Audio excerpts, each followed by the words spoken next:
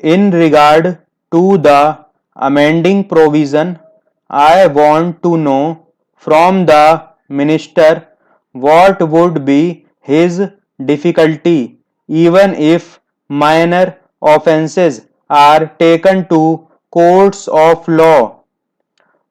For instance, the Motor Vehicles Act deals with various offences, both major and minor, and various minor offences under the Act are taken to courts and people are prosecuted.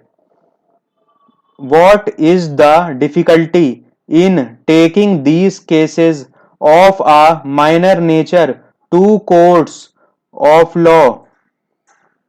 There the people will have some safety that they will get a hearing, and if the offences are really offences, then they would be prosecuted. Otherwise, they will be acquitted. Here the minister says that there should be a security deposit. If there is a violation of a particular provision of the enactment, then the executive authority will have the power either to confiscate a part of the amount or the whole of the amount. We are clothing the executive authority with more powers.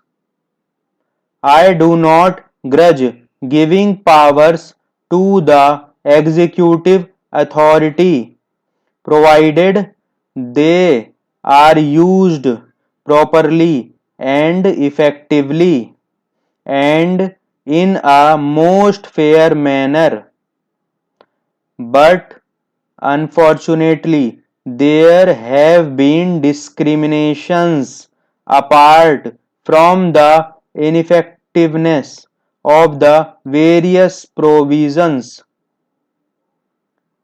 Wherever these provisions were used, there had been discriminatory use of these provisions against a few or in favor of a few. Normally, when officers are clothed with more powers, there is a large scope for corruption. I feel that it would be desirable to avoid such malpractices, and it would be desirable, I think, that even for minor offences the parties should have a chance to defend their actions. I do not think that this problem of dealing with minor offences will become complex or complicated in any way if we take them to courts of law. I want a reply from the minister in what way he is suffering from a handicap in dealing with minor offences or offences of a technical nature.